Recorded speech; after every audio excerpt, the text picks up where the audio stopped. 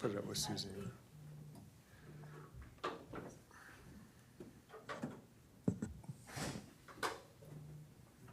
Okay, we are live. Okay, we'll call the January 10th, 2024 Planning Commission to order and acknowledge that the public has been, press and public have been duly notified. Absent, we have Ron Denton is absent, Sandy Stone is absent, and Suzanne Nagelski is present via phone line.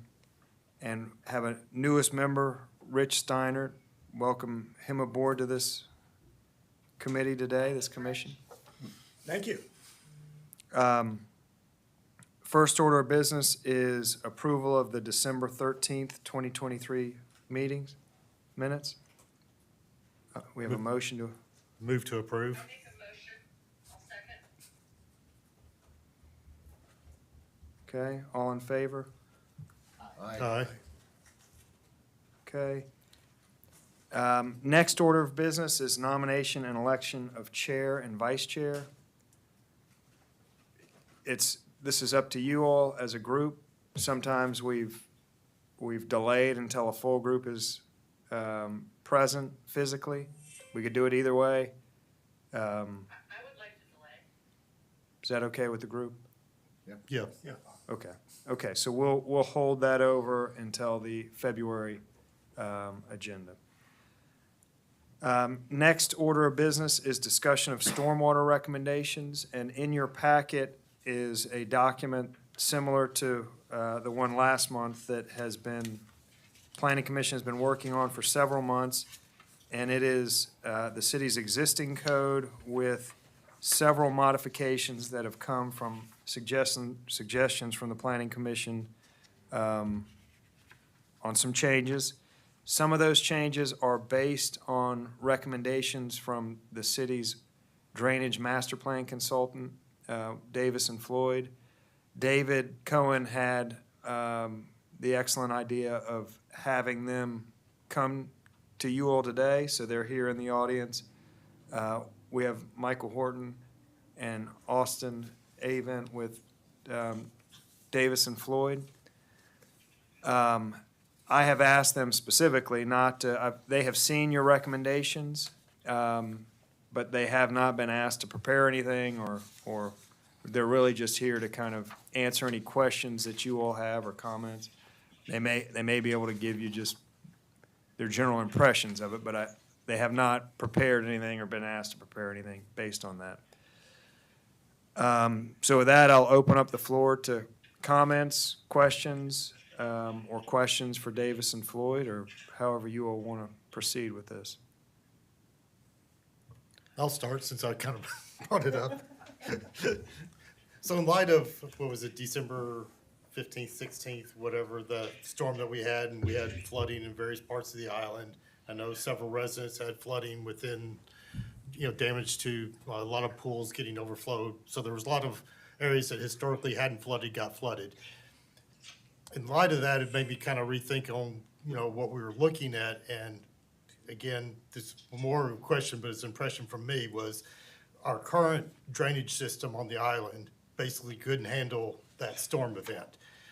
So that my question was that an unusual storm event, or was that, because looking at a 25-year storm event that we're supposed to be kind of designed to, we shouldn't have had that flooding had we actually met those requirements, I guess is my question.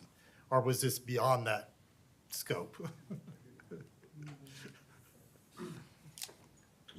Yeah. Is that, it might not be on. Probably not on. Let me turn it. Yeah. Right now? Long press button. Should be on.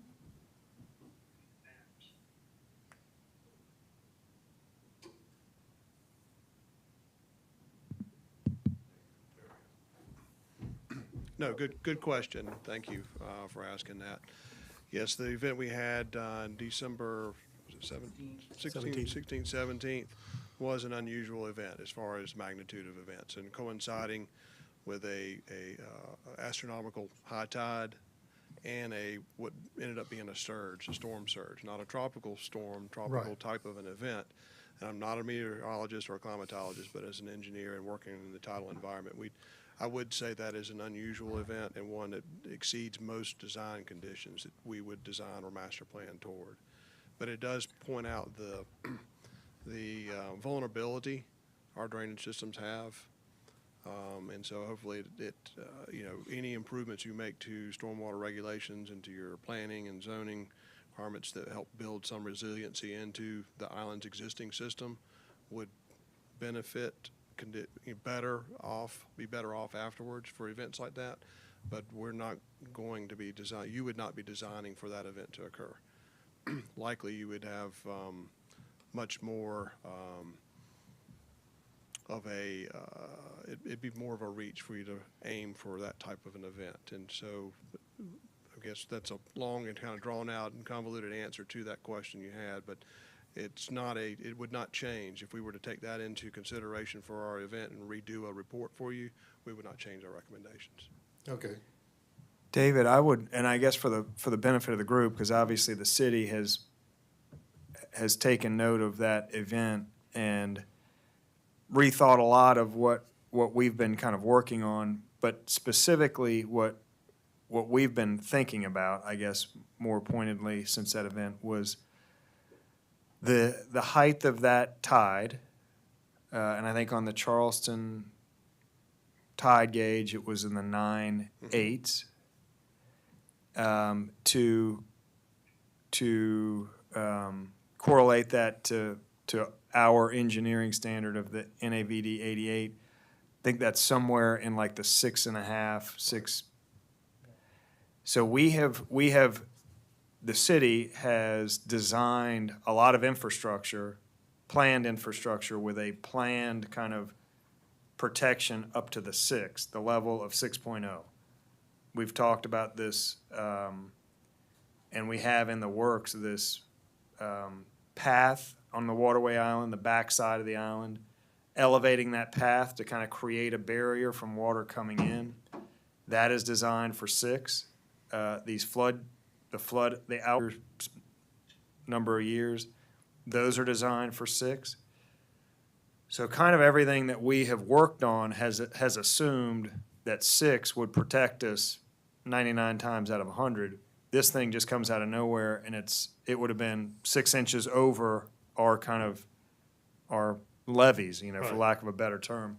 So that has kind of raised the question for us about, is 6 enough? Should we be, and it gets exponentially more complex to go from 6 to 6.5 or from 6 to 7 when you're trying to seal the backside of the island.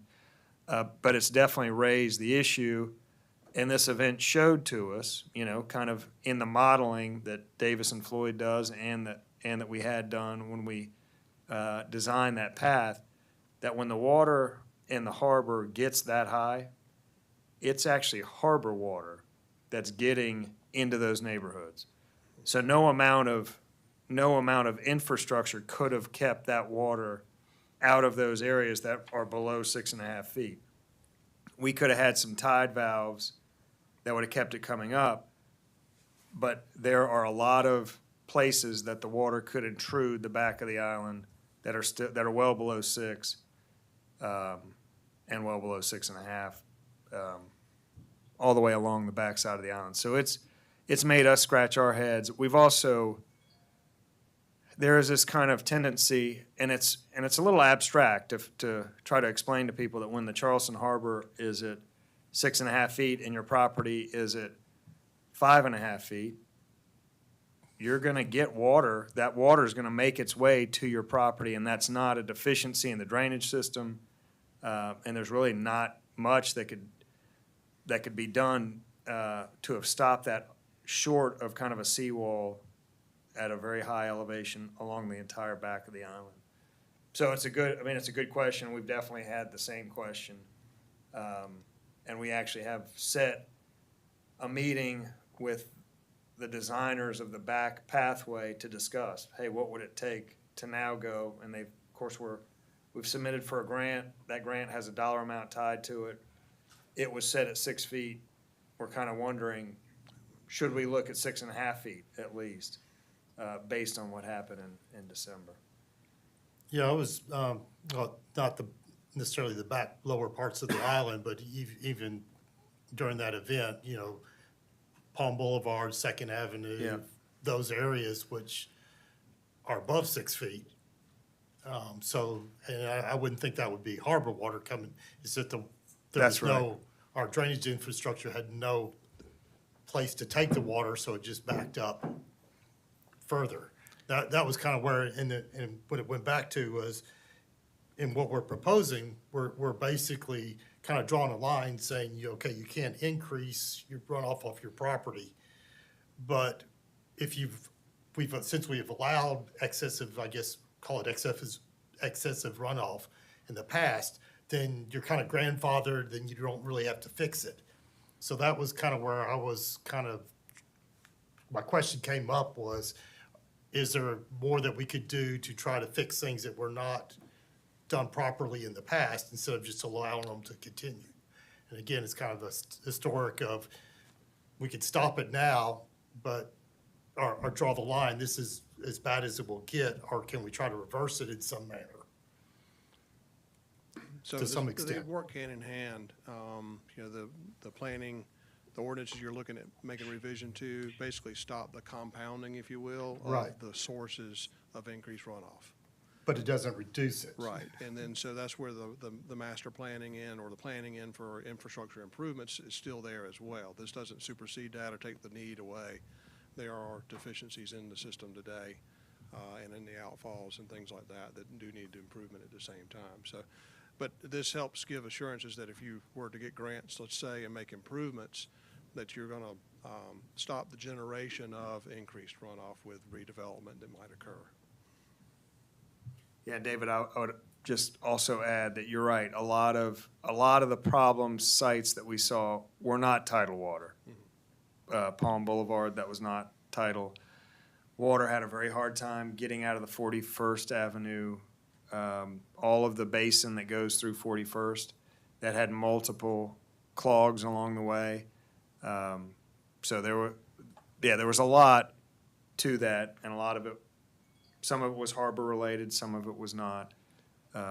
So also say that, we have been planning a lot of projects here in the last few years.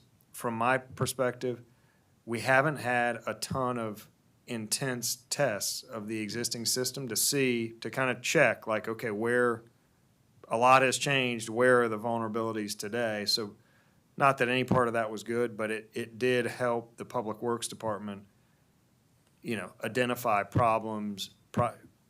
They have a priority list in the master plan. It helped kind of shuffle those priorities. So that aspect of it, from an example standpoint, was very good. I guess I did have a question, and this group has talked a little bit about it and kept it in the ordinance, this idea of not pushing somebody below 7.4.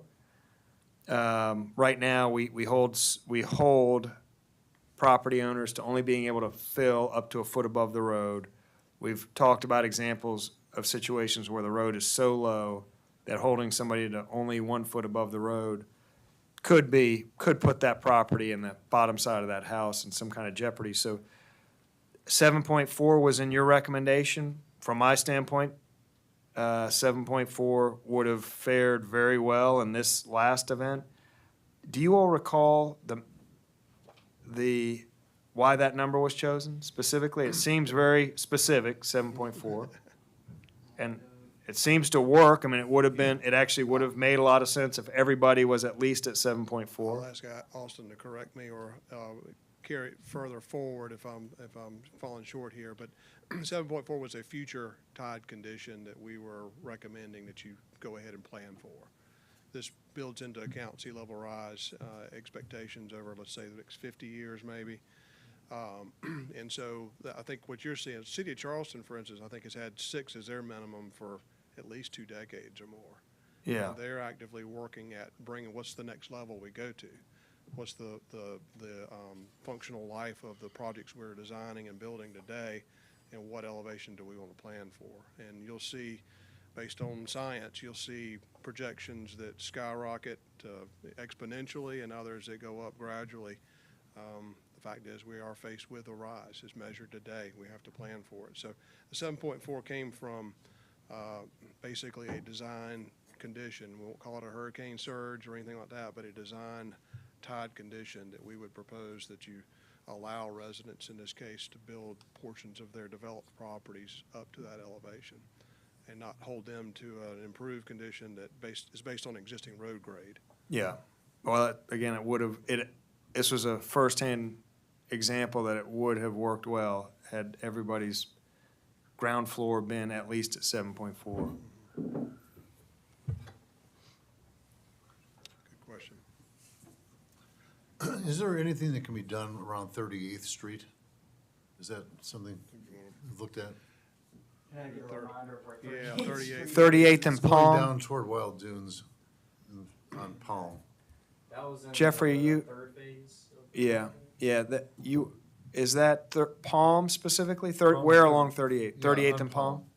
It's always underwater whenever it rains. Yeah.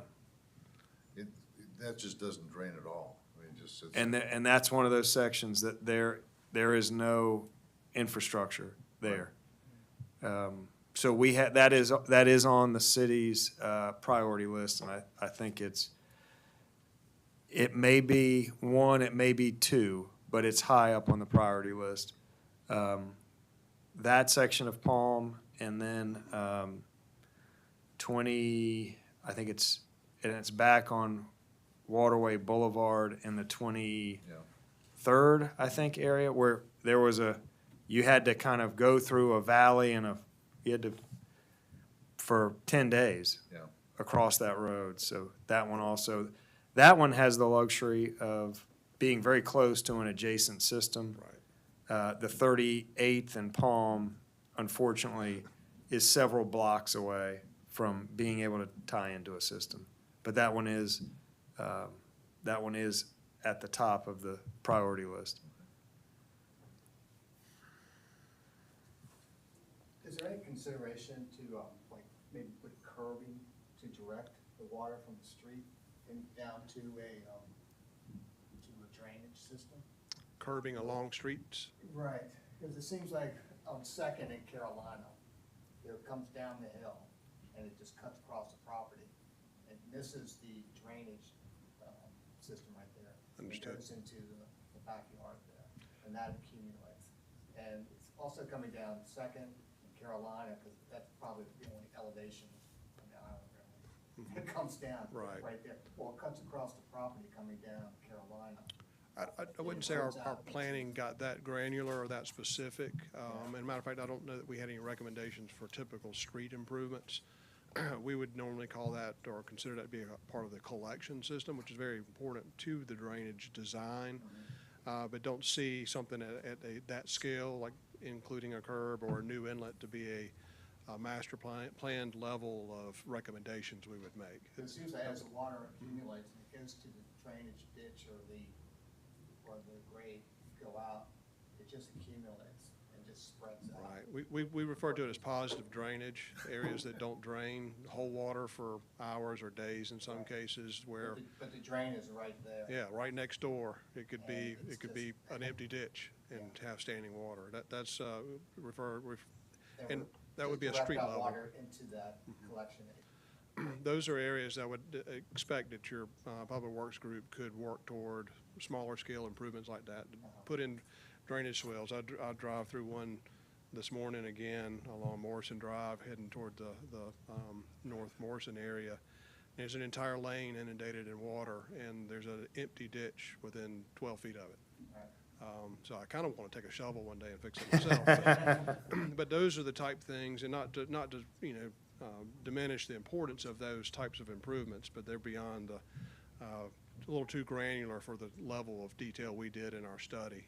And those are things that we want to remain available to work with the island and work with Public Works. And if there's questions about, would that make an improvement, we'd be glad to make comments on that. But hopefully there are a lot of those types of things that can be done at a staff level with funds and time that permit be done. So, just kind of a general impression question for you. The planning commission has kind of settled on what I would call a policy that the zoning department would be administering, that is requiring a plan and requiring that the designer of that plan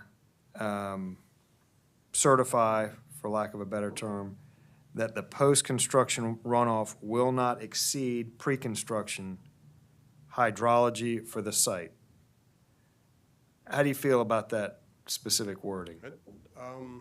Good. And It's a strong statement, and it's a heavy lift. I think you may have some pushback from some that are faced with redevelopment requirements or efforts to go into it, but it's one that I think is broad enough to and specific yet at the same time to give you what you want, to someone to not just be a land planner, for instance, to go in and you want someone that can quantify stormwater runoff conditions to make that statement, that certification statement, whether it's a form or whether it's just something.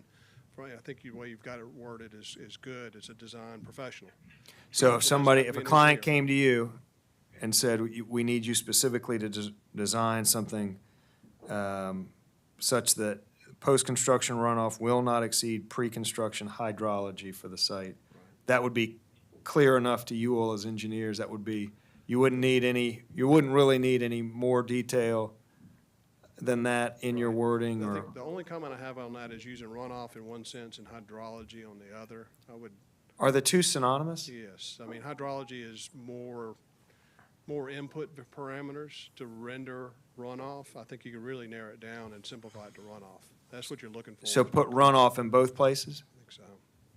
You all see a Because then you problem? describe Makes sense. rates and velocities and volume later, I believe, if I recall. Those are the output parameters that the professional would be looking for, is the volume of runoff, the rate or velocity, I think is the way y'all had it. Yeah. Positioned. Yes. Hydrology is just all the input parameters and conditions of water flow across and within and off of the property. You really could simplify it to the net conditions. You don't really concern yourself, I don't think, with what takes place in the property. It's what leaves the property, and that would, in my mind, be termed a runoff. And in that section, the draft language is, no lot shall be improved, altered, graded, or filled in a way that results in a greater volume or higher velocity of stormwater running off the site. It's good. Sounds good? Yes, sir. Good job, Planning Commission. Look at that. I will say that I think this was maybe more internally between Matt and myself, the idea of requiring a post-construction, like, sign-off. I think the way we have it now, we have may require in the language as opposed to you have to do it. I think there are a lot of times, and I think our thought was that a lot of times somebody's triggered the need for a stormwater plan with a pool. Of course, we took pools out, but, and it's very obvious that it's not contributing, it's out on an island, or it's some way, it's very clear that it's not negatively impacting. So I think we intentionally gave Matt the ability to not require it, but I think the expectation was that as a general rule of thumb, we would require it unless Matt tells you otherwise. You appeal to him in this situation that, hey, I'm surrounded by marsh, it can't go to anywhere other than the marsh, before, after, indifferent. Any opinions about that? You feel like? So that was in the submission of the management plan? That Was was either after, required- that was post-project, so it is a Post-project, okay. two-step So process. they've got a management plan in place that's been accepted. They got it approved, Then they and then they build. go to work, and then they're closing out their project. They have all of their grading done, and we've seen this in the real world where we go back, it's like, is this exactly what the designer intended? And we do now, I mean, probably half the time, we require that somebody go back and just check that the plan was adhered to. We thought, well, maybe we just make it a requirement, but that would maybe be seen as as overbearing or onerous for somebody who clearly it didn't probably need it. It's kind of obvious that it didn't need it. Can't be hurting anybody else. I favor the may part, leaving it as may, because then that puts them on notice that I best not just look at it as I get an approval and then I can go do what I want to do. Yeah, The may part hopefully adds to that. They would not intentionally deviate from it, because you could still require the as-built conditions or the certification that it met the requirements of the design.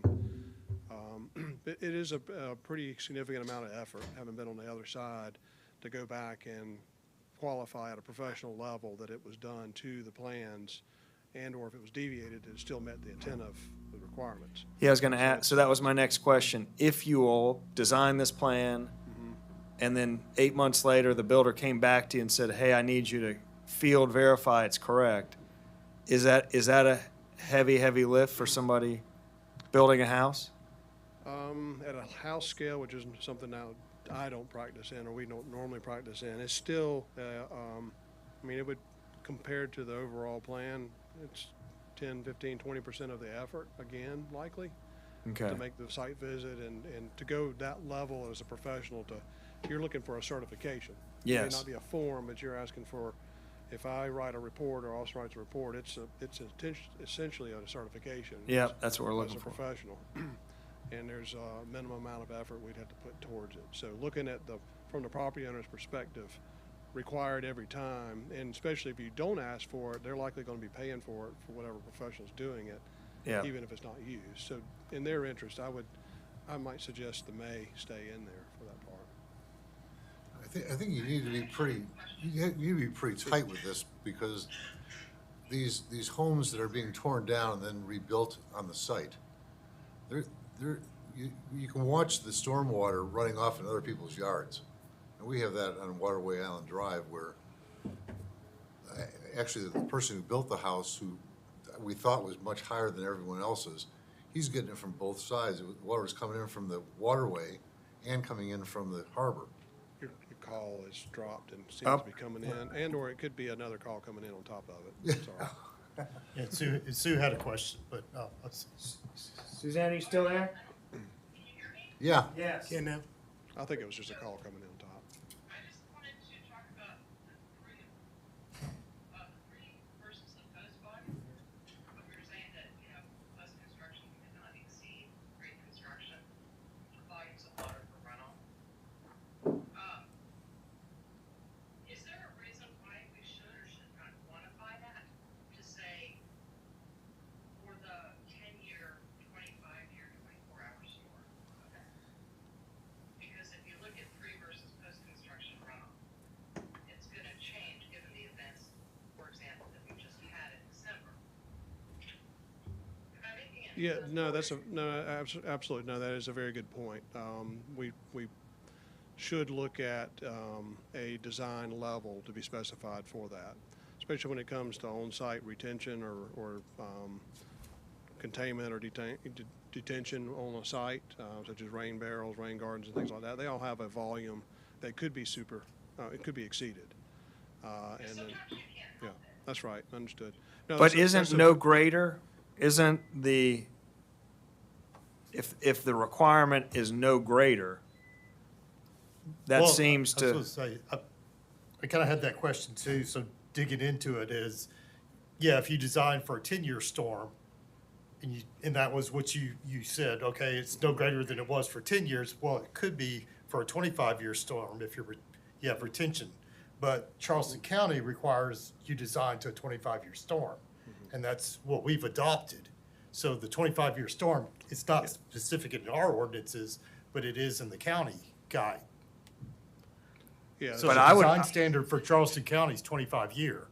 if and it that- says no greater volume or velocity, I think at every storm level, you are tied in to whatever the runoff was for the pre-existing condition, It would- regardless of storm level. It could get to a point where it's impracticable. to You can't do manage it? that. Can't do it. It's, It's very dynamic. right. So it's likely that you would want to adopt a 10-year or 25-year magnitude for that. It's a very good point, because it could, the design professional's gonna come look for that number, as well, if it's not specified. And you leave it up to interpretation if you don't specify it. So, yeah, you know, if we limited that, and again, I'm asking you what should that, but if we said a 25-year, 1 hour event, then that would be what whoever's designing would build to. And after that, potentially after that hour, they could have more runoff. But is that, again, what would be Well, John's so for recommendation? volume, usually there's a time frame associated with it as well. Is it at 24 hours, no additional volume in the 24 hours? I've also seen ordinances written where it's no additional volume runoff period, which requires retention on site indefinitely. I would not suggest going out, these are individual, I'll look at it as lots and mostly single family, I Right. would assume. to Correct. apply. Commercial, I think, ought to be handled a different way. I do think that 25 is probably extreme for a residential lot. I would say that's one that becomes pretty difficult to manage the increased runoff volume and contain that on a residential lot for that. So it's 10? I'm sorry? How do you police this? Well, again, the policing part is in the calculations. There's Right. no measuring of these flows. It's really comes down to the property owner engaging a professional to say, with this increased impervious area or whatever changes to the lot and clearing and things, and fill of low areas potentially, that the cumulative effects or the net condition changes that they could quantify it if you give them the basis to quantify it from. And so they would include swells and depressions on the site, and maybe underground storage, rain barrels. There are a lot of different smaller scale practices that can be done for smaller lots, for single family lots. And it would take calculations to demonstrate it. That's the policing, is on the front side and seeing that it gets built per the approved plan. Well, and the potential for the backside follow-up that the front side was adhered to. That would be the policing. So you said 25 is probably overkill. Is 10 in your mind, the I would correct recommend 10 for, 24 hour. 24-hour? Would you agree with that, Michael? yes, I think 24 hours is fine for a smaller scale projects that we're looking to address here. It's a very good question, very good point. Do you have so rough guess, and I guess this wouldn't be, thinking of Matt's position of kind of explaining this through to each applicant, and hearing the bellyache from the owner about how absurd all of this is in their mind. Any rough guess of what it would cost to, let's just say you had to do the calculations, the plan on the front end and this is all pretty much a home. And I think that our triggers might be triggered as easily as 625 square feet of new impervious surfacing, so could be an addition to a house. You have just a rough guess of what, if a client building a 625 square foot addition came to you and said, I want you to do a plan to get the permit and then come back at the end of the project to do a certification. So the plan, if you do it along with the planning or the design of whatever facility, like, is it going to be an architect doing it? Is it going to be an engineer doing it? Generally would be an architect, would be an architect working with a I would structural. expect this was adding to their existing service, or to their service already required. I'm expecting this to be on the order of hours and at whatever. Before you answer, I guess I should have completed that with, under today's ordinance, they are getting it surveyed. They're getting a topographical survey. They are getting a plan, a stormwater plan done today, that's done by either a landscape architect or a civil engineer, and they're certifying nothing in this plan will adversely impact the neighbors. Very kind of rough, Yeah, no low grade, no calculation. calculations. So I guess I should have asked, what would the additional lift be above that level that we currently have in the ordinance to go to this level, if you had a guess at that? I'm gonna say on the order of $1,000 to $2,000 of services. Okay, for both the plan No. and the research and This would the, be the pre and post possible post certification, pre-certification and the calculations and the supporting documentation to give you a plan. I mean, it's 1 to 2 days worth of work. okay. And then a day on the backside as well? So double that? No, that's why I was saying 1 to 2 total. Oh, 1,000 if you don't Yeah. need it, if you don't need you to come back, 2,000 if you do. So kind of, That order of magnitude, yes, sir. So if you look at that as a percentage on top of or in addition to the other work already ongoing, I don't know that that's probably not in a good position to offer an opinion on whether or not that's too high or not, but. yeah, okay. But that it's- gives us a yeah. ballpark. And the other approach to this could be also working on a form or something that, a methodology that could be adopted so that if they come to you saying, well, I don't know how to do this and I don't know how to ask a professional, and I've got an architect that's in Columbia that does this, does the work, I want them to do it, and they wouldn't know how to go, and it would kind of, they'd have to navigate that process. It could be that you could work on a specific form or something for them to put together so that it makes it, I'll say it easier and maybe cost more, more cost effective or efficient for them. But it's that takes kinda- work up front. It may make it easier on the reviews on your side though, if everything fits the same look and you don't have Austin's idea of a report, my idea of a report, and variability that comes in. It's just more effort on the front side to get that prepared and make that available for their use. We've kind of talked about that with trees. We ask arborists for reports, health, and sometimes we'll get a sentence, and sometimes we'll get 15 pages. Right. Going through and we've kind of talked about, it would be Yeah. nice if they just had a standardized form and. We hate to call it a cookbook, but in a way, it helps Yeah. if you've got a worksheet or something that goes through and asks the specific questions. They get to pick the types of products installed and used, and then it works through the process that where they do an adequate demonstration of the management that's offered. And I hate to monopolize, you will jump in, but another question that we were kind of going around with is, in your kind of opinion, and knowing that nobody on the staff is a civil engineer,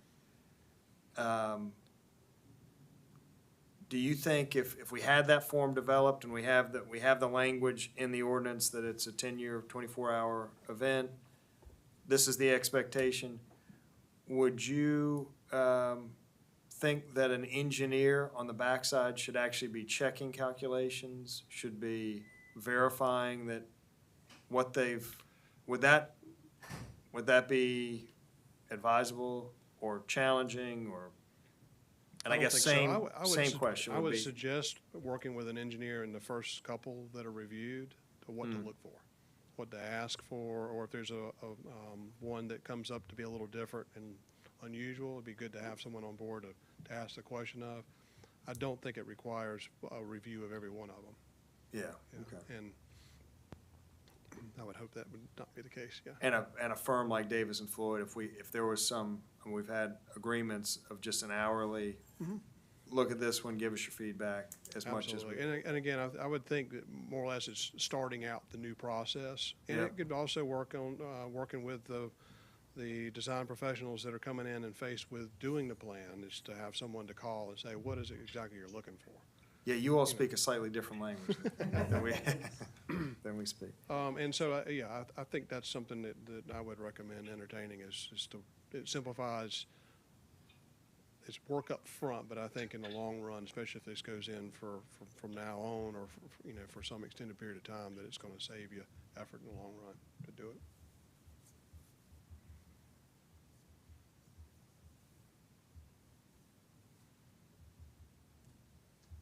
You all have any other questions? Suzanne, any other questions? Oh, I'm good.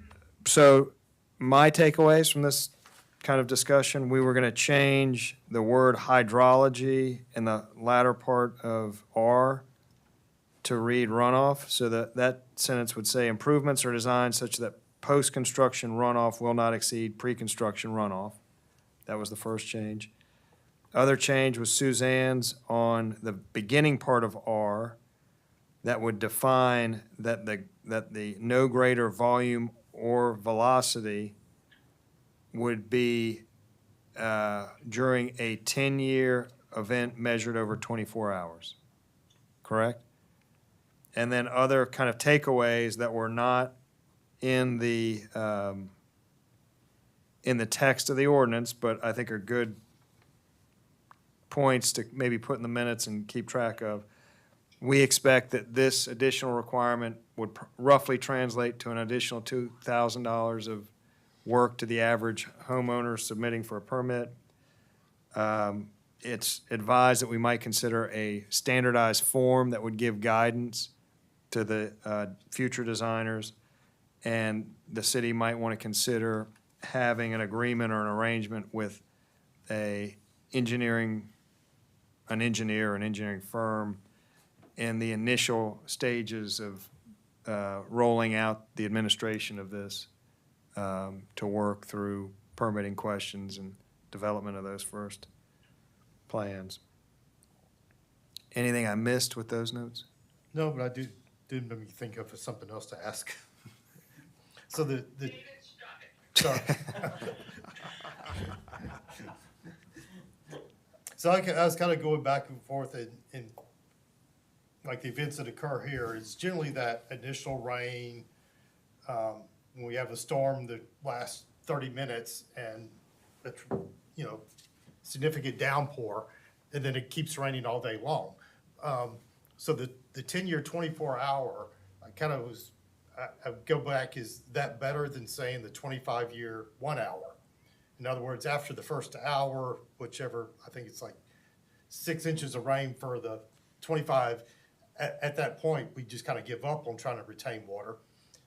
And this is more from a lot perspective, not a Regional.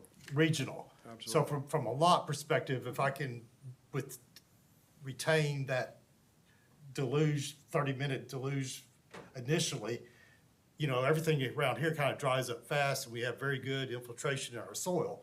So if I could retain that first 1 hour, chances are that I'm going to meet the 24-hour 10-year storm, unless, you know, I built a concrete pond, held it, and then let it overflow after that point. You're right, not always. So that was kind of why the question was, which would be better to try to retain the initial good question. higher level or a extended longer? No, that's a good question, and one that I'd like to not answer from the podium, but give me some time to work with our team and let me just run a quick check at the lot scale, because it's a good point, and I'm sorry, is it Suzanne? Yes, Suzanne, you know, made a very good point of the 24-hour is kind of the typical event that we designed for. And by the way, that's the rain is distributed over that entire period.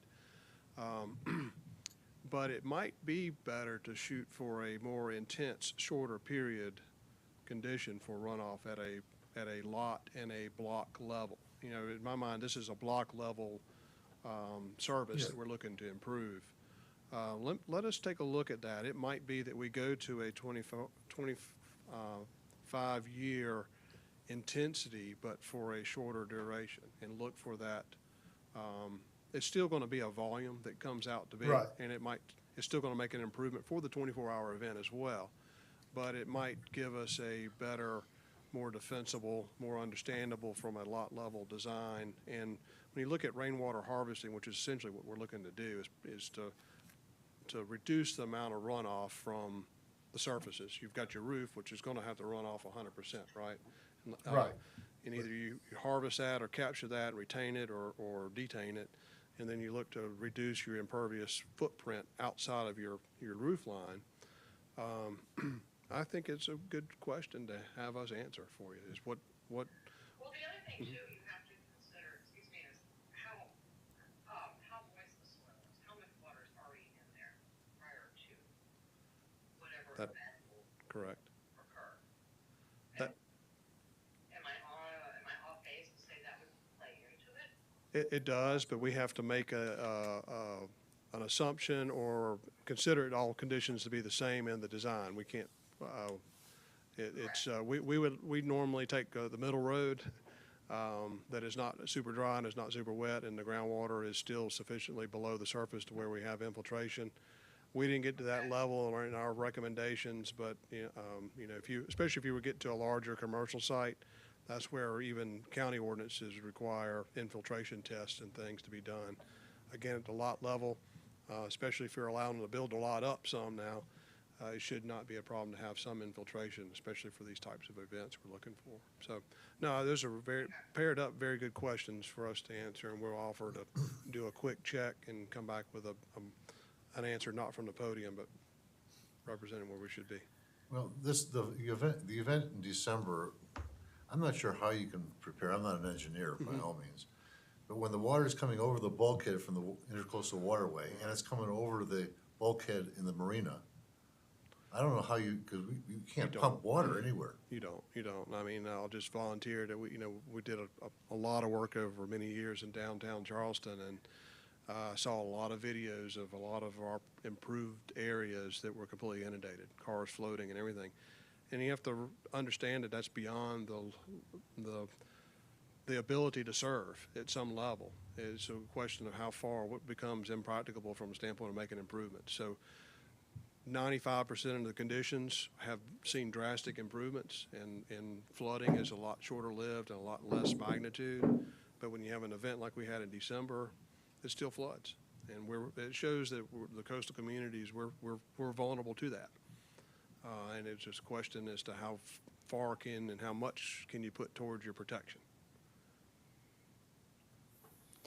So I don't fully understand the not increasing or amounts or speeds, but and I guess I'm thinking about one house is being built on a lot that has never had a house on it. And I guess my expectation would be that we are telling that person at the end of your project, your property has to perform exactly as it did before. So basically no water can leave the site, can't have any impervious kind of, you need to design such that all of your impervious surfacing results in. That's a little far. I mean, even a wooded or grass lot does have runoff for the types of events and magnitudes of rain we're looking at. It's not starting from zero. Yeah. And I guess on the other end of the spectrum, if you buy a property that, back in the 70s when everybody's concreting everything and they put a wall-to-wall concrete and that lot is running all of its water, none of it's infiltrating, does our language allow them to continue to do that with the redevelopment? So I guess on the two ends of the spectrum, are we requiring that the new design be completely driven by the precondition